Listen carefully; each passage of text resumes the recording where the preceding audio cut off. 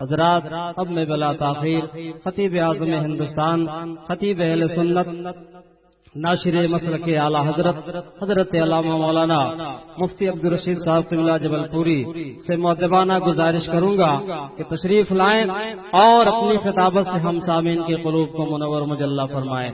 بلند آواز سے نعرہ لگائیں، حضرت کا استقبال کریں۔ نعرہ تکبیر، نعرہ تکبیر، نعرہ رسالت، فیضان حضور امین شریعت، مسلک اعلی حضرت، نعرہ تکبیر۔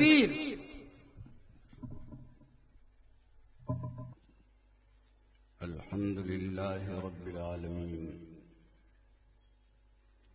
والصلاة والسلام علی سید الانبیاء والمرسلین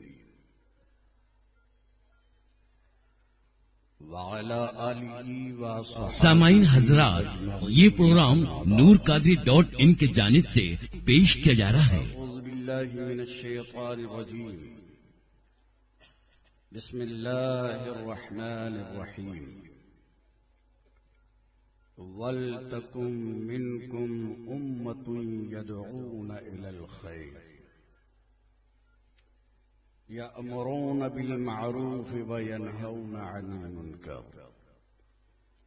آمنت باللہ، صدق اللہ العظیم۔ ان اللہ وملائکتہ یصلون علی النبی یا ایہا الذین آمنوا صلوا علیہ وسلموا تسلیما۔ اللہم صل علی سیدنا و مولانا محمد معدن الجود والکرم، صلاۃ و سلام علیک یا رسول اللہ۔ مقدس و محترم علماء اہل سنت، حاضرین بزم، السلام علیکم ورحمۃ اللہ۔ آج کی یہ پاکیزہ اور بابرکت مجلس اس شخصیت کی یاد میں قائم کی گئی ہے جو اپنی ذات میں ایک انجمن ہے، تقوی و طہارت کی آماجگاہ ہے، احترام شریعت کا علامتی نشان ہے۔ ان کی بارگاہ ناز میں نظر عقیدت پیش کرنے کے لیے ہم اور آپ جمع ہوئے ہیں۔ بارگاہ نبوت و رسالت صلی اللہ تعالی علیہ وسلم میں نذرانہ عقیدت کے چند اشعار میں حاضر کر رہا ہوں۔ علماء اہل سنت کی کرم فرمائیاں شامل حال رہیں تو اس دشوار گزار منزل سے سلامتی کے ساتھ گزر سکوں گا، اور آپ حضرات اگر اپنے جمود اور خاموشی کو توڑ دیں اور یہ احساس دلا دیں کہ ہم جلسہ گاہ میں بیٹھے ہوئے ہیں، تو یہ آج ہماری گفتگو کے لیے بڑی حوصلہ افزائی کا سبب ہوگا۔ آپ حضرات اس طرح سناٹے میں تشریف فرما ہیں، ایسا لگتا ہے کہ ہم جلسہ گاہ میں نہیں کہیں اور ہیں۔ میرے گزارش ہے بلند آواز سے درود شریف پڑھ لیجیے۔ اللہم صلی علی سیدنا و مولانا محمد معدن الجود والکرم، صلاۃ و سلام علیک یا رسول اللہ۔ غلط روی سے منازل کا بعد بڑھتا ہے، غلط روی سے منازل کا بعد بڑھتا ہے۔ مسافروں روش کارواں بدل ڈالو، اور جگہ جگہ کے تمہیں تھک چکے ہیں ہنگامے، نشاط لذت خواب گراں بدل ڈالو۔ حضور سیدی استاذ زمن کے کلام کی چند اشعار ملاحظہ فرمائیں۔ دل میں ہو یاد تیری گوشے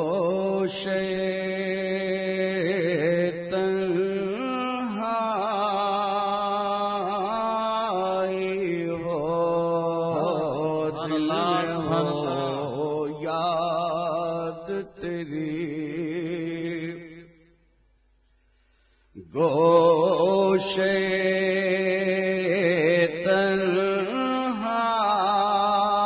تنہائی ہو پھر تو خلوت میں عجب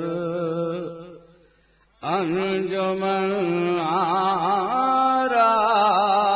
آرائی ہو دل میں ہو یاد آستانے پہ تیرے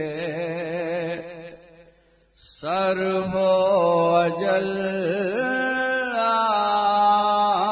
آئی ہو آستانے پہ تیرے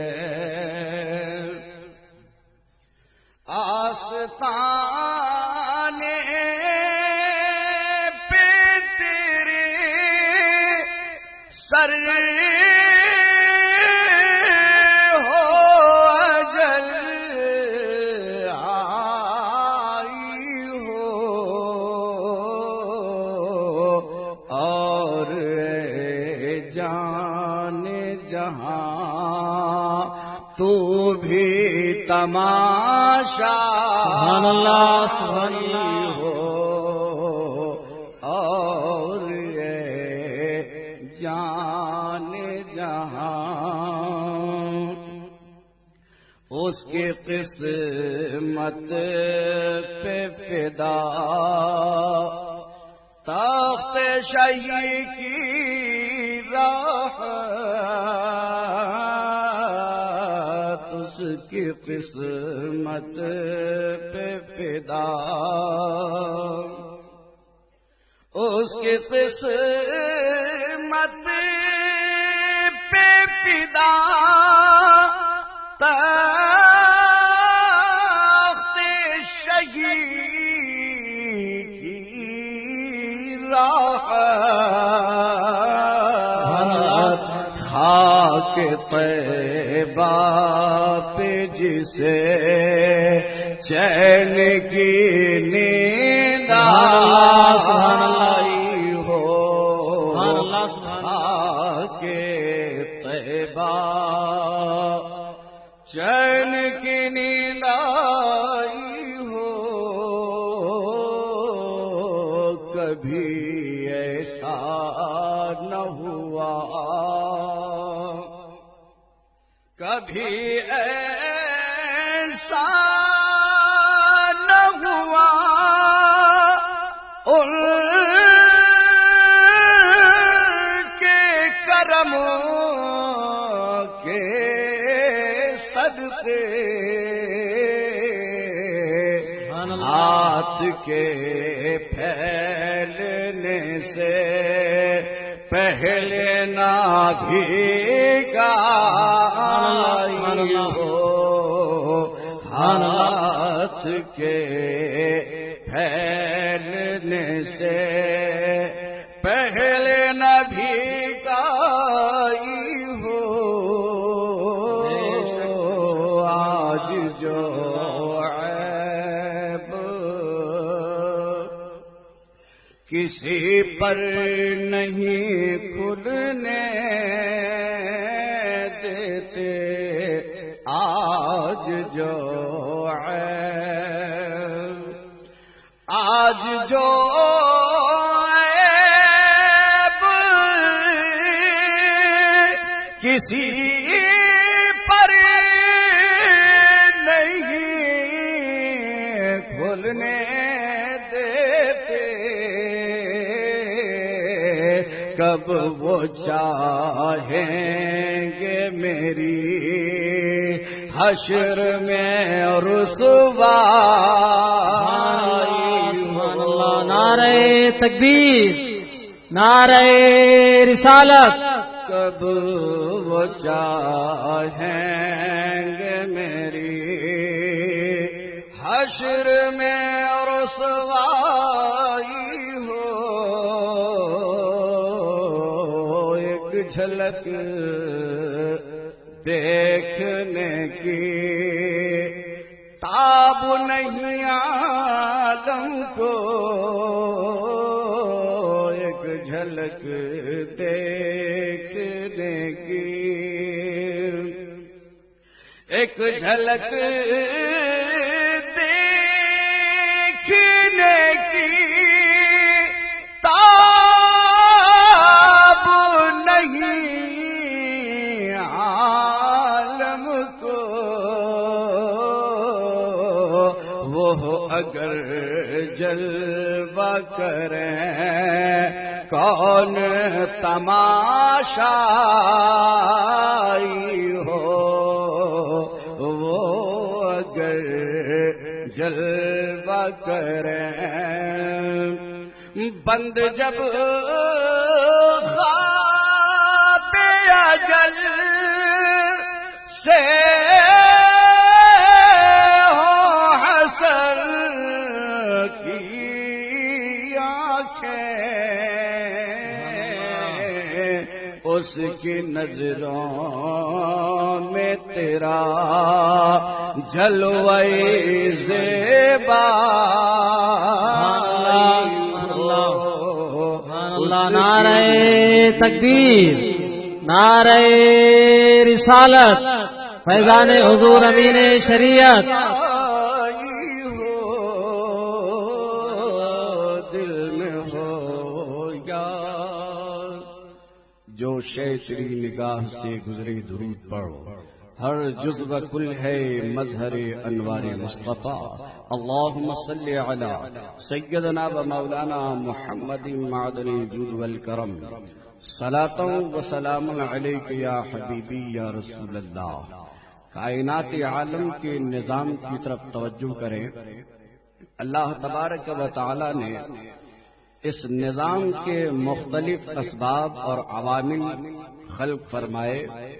ہر مخلوق کے لیے اس کا ایک ضابطۂ زندگی اور ہر مخلوق کی اس کی اپنی ایک ضرورت اور تکمیل کے ذرائع اللہ تعالی عز و جل نے اس کائنات عالم میں خلق فرمائے، اور دنیا کا نظام اسی نہج پر چل رہا ہے کہ ہر کام کے لیے مختلف قسم کے لوگ مقرر ہوتے ہیں اور ان کی طبیعتیں انہی کاموں کی طرف راغب ہوتی ہے اور انہی کاموں سے وہ مانوس ہوتے ہیں۔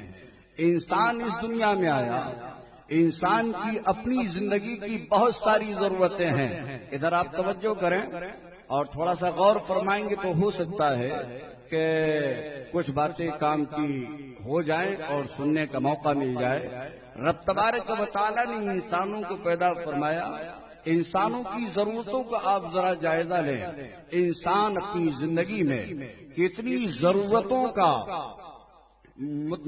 ضرورتوں کی طرف اس کی زندگی احتیاج رکھتی ہے، انسان کو کن کن باتوں کی ضرورتیں ہوتی ہیں۔ اگر انسانی ضروریات کو سمیٹ دیا جائے تو صرف 3 چیزیں سامنے آتی ہیں۔ انسان کی پہلی ضرورت ہے غذا، اور اس کے بعد جب انسان کا شکم سیر ہو جاتا ہے، جب انسان کا پیٹ بھر جاتا ہے تو دوسری ضرورت انسان کی لباس ہوا کرتی ہے، اور لباس بھی جب انسان کو مہیا ہو جائے تو ایک تیسری ضرورت ہوتی ہے جسے مکان کہا جاتا ہے۔ ان 3 ضرورتوں سے کوئی بھی انسان مستغنی نہیں ہوتا۔ من حیث الانسان، دنیا کی ساری آبادیوں کا آپ جائزہ لیں، کسی بھی قوم کا فرد ہو، کسی بھی علاقے کا رہنے والا ہو، ان 3 ضرورتوں سے وہ مستغنی نہیں ہو سکتا۔ اب آپ ذرا خیال کریں، انسان کو غذا بھی چاہیے، انسان کو لباس بھی چاہیے، اور انسان کو مکان بھی چاہیے، مگر ان ضرورتوں کی تکمیل کے لیے ہر انسان کو مکلف نہیں بنایا گیا، ہر انسان کو اس بات کا پابند نہیں کیا گیا کہ وہ اپنی غذا کا سامان خود فراہم کرے اور اپنے لباس کا بھی سامان فراہم کرے، اپنے رہنے کے مکان کا بھی وہ انتظام کرے، بلکہ رب کائنات نے مختلف لوگوں کو اس دنیا میں پھیلا دیا۔ کچھ وہ ہوتے ہیں جو کاشتکاری اور زراعت پیشہ ہوتے ہیں، جو زمین پر ہل چلا کر تخم ریزی کر کے غلہ کی پیداوار دنیا کے سامنے لاتے ہیں، وہ لوگوں کی غذا کا سامان ہوتا ہے۔ اور کچھ وہ لوگ ہوتے ہیں جو پارچہ بانی کا ہنر اپناتے ہیں اور لوگوں کی سطر پوشی کا سامان کرتے ہیں۔ کچھ وہ افراد بھی ہوتے ہیں جو انسان کی حیا اور اس کی تمام ضروریات زندگی کی حفاظت کے لیے ایک مکان کی تعمیر کرتے ہیں۔ غرض آپ دیکھیں یہ مختلف شعبے ہیں انسان کی جسمانی ضرورت کی تکمیل کے لیے۔ اللہ تبارک و تعالیٰ نے ایک پورا نظام اس کائنات عالم میں جاری فرمایا، یہیں پر شعبے اور قبیلے ایک دوسرے سے ممتاز ہوتے چلے جا رہے ہیں۔ کوئی زراعت پیشہ ہے، کوئی تجارت کرنے والا ہے، کوئی پارچہ بانی کر رہا ہے، تو کوئی عمارتوں کی تعمیر میں منہمک ہے۔ انسانوں کی زندگی میں یہ تقسیم جو ہے یہ تقسیم برائے تحقیر نہیں ہے، بلکہ یہ تقسیم برائے تدبیر ہے۔ پیشے کے اعتبار سے دنیا کے کسی آدمی کو ذلیل نہیں کیا جا سکتا، اس لیے کہ معاشرہ انسانی میں ہر آدمی اپنے مقام پر اہمیت کا حامل ہوتا ہے۔ اگر اسے نکال دیا جائے تو معاشرہ مفلوج ہو جاتا ہے۔ نعرہ تکبیر، نعرہ رسالت۔ حضور شہزادہ امین شریعت حضرت علامہ شاہ نعمان رضا صاحب قبلہ تشریف لائے ہیں، استقبال کریں کھڑے ہو کر، اور حضرت کے خیر مقدم کے ساتھ ہی گفتگو کا اگلا حصہ سماعت فرمائیں۔ درود و سلام پڑھیے۔ اللہم صلی علی سیدنا و مولانا محمد معدن الجود والکرم، صلاۃ و سلام علیک یا رسول اللہ۔ آپ ذرا اندازہ تو لگائیں، یہ جسم کے تقاضوں کو پورا کرنے کے لیے ایک مکمل نظام ہے اس کائناتی عالم میں۔ ایک آدمی غلہ اگا کر لوگوں کے رزق کا سامان کر رہا ہے، تو دوسرا آدمی سطر پوشی کے لیے کپڑا بننے کا کام کر رہا ہے، اور کچھ لوگ وہ ہیں جو عمارتیں تعمیر کر رہے ہیں تاکہ لوگ اپنی عزت و آبرو کے ساتھ رات کے سناٹے میں پرسکون نیند لے سکیں۔ عزیزان گرامی، یہ جسم کی ضرورتیں تھیں جس کے لیے افراد بنائے گئے، جس کے لیے لوگ خلق کیے گئے۔ اب اس سے بڑھ کر آپ دیکھیں جسم کتنا ہی عظیم اور جسم کتنا ہی حسین ہو، اسے تو پیبندی خاک ہو جانا ہے نا۔ جسم تو ایک روز مرنا ہے، اور مرنے کے بعد چاہے وہ بادشاہ مر رہا ہو یا رعایا مر رہی ہو، وہ امیر مر رہا ہو یا غریب مر رہا ہو، بہرحال اسے قبر میں جانا ہے۔ موت ایک ایسی اٹل سچائی ہے جس نے بڑے بڑے مغروروں کا سر کچل دیا ہے۔ موت وہ سچائی ہے جس نے گھمنڈ و غرور کے پیکروں کو اس دنیا میں مسمار کر دیا ہے۔ آج آدمی موت ہی سے تو غافل ہوتا ہے، اور جب موت سے غافل ہوتا ہے تو وہ دنیا میں فساد برپا کرتا ہے۔ وہ سوچتا ہے کہ صرف ہمارا ہی وجود اس دنیا کی نعمتوں کا حقدار ہے، وہ خود جینا چاہتا ہے اور دوسروں کو مار دینا چاہتا ہے۔ کاش یہ انسان اپنی حقیقت کا ادراک کر لیتا۔ زمین میں ہمیں جانا ہے، زمین ہی کا ہمیں حصہ بننا ہے۔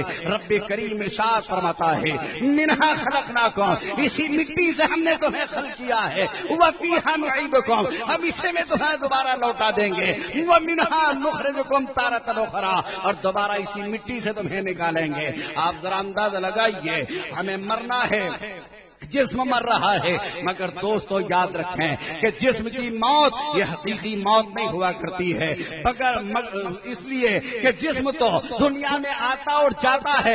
بہت سارے لوگ پیدا ہوئے مر گئے، مگر ان کا نام و نشان مٹ گیا۔ تاجدار مر گئے، کوئی نام لینے والا نہ رہا، مگر جس نے اپنی روح کو بالیدہ کیا ہے، جس نے اپنی روح کی تربیت کا سامان کیا ہے، وہ دنیا سے جانے کے بعد اپنی زندگی کا اعلان کرتا ہوا نظر آ رہا ہے، اور کہتا ہے میرے جنازے پہ رونے والوں فریب میں ہو بغور دیکھو، نبی سے ملنے کی آرزو میں لباس ہستی بدل گیا۔ روح کی زندگی اصل زندگی ہے، تو جسم کی زندگی پر اترانے والوں نے جسم کا تو انتظام کیا، کبھی روح کی طرف غور کیا ہے؟ اگر سب تجارت اور سب زراعت کرنے لگ جائے تو روح کی آراستگی کا سامان کون کرے گا؟ اور روح کی بیماریوں کا علاج کون کرے گا؟ رب نے ارشاد فرمایا وَلْتَكُن مِّنكُمْ أُمَّةٌ، تم میں کا ایک گروہ ہونا چاہیے، ایک گروہ مخصوص ہونا چاہیے۔ کس کام کے لیے؟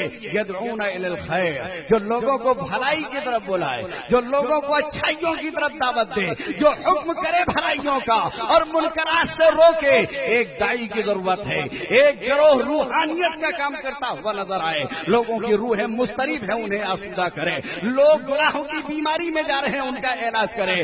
ایک گروہ، اور یہ گروہ جانتے ہو کون ہے؟ یہ نائبین مصطفیٰ کا گروہ ہے۔ یہ صحابہ کرام کے زمانے میں بھی گروہ دیکھا گیا ہے۔ اللہ کے نبی صلی اللہ علیہ وسلم کے عہد مبارک میں صحابہ کرام کی بعض جماعتیں وہ تھیں یا فرائض اور واجبات کے ادا کرنے کے بعد وہ اپنے کاروبار میں لگے رہتے تھے، وہ اپنی تجارت اور اپنی معاش کی ضرورتوں کی طرف بڑھتے تھے۔ اور صحابہ کی ایک جماعت تھی جو مسجد نبوی سے متصل ایک چبوترے پر بیٹھ کر صرف رسول کائنات صلی اللہ علیہ وسلم کی حدیثیں سنا کرتی تھی اور نبی کائنات صلی اللہ علیہ وسلم کی سنتوں کو یاد کیا کرتی تھی۔ یہ انہی کی محنتوں کا نتیجہ ہے جو آج بخاری کی شکل میں ہماری نگاہ کے سامنے ہے، جو ابن ماجہ کی شکل میں ہماری نگاہوں کے سامنے ہے۔ یہ علوم مصطفیٰ جو ہمیں پہنچا ہے یہ انہی صحابہ کرام کی قربانیوں کا نتیجہ ہے۔ دائی ہونا چاہیے، بھلائی کا حکم کرنے والا، مگر اب سوال یہ اٹھتا ہے کہ کیا ہر ایک دائی ہو جائے گا؟ ہر ایک کو یہ حق ہے کہ وہ دعوت دے؟ دنیا کے کاموں کے لیے ہنرمند کو لگایا جاتا ہے، اگر باغبانی کرنا ہے تو ایک بہترین باغباں کو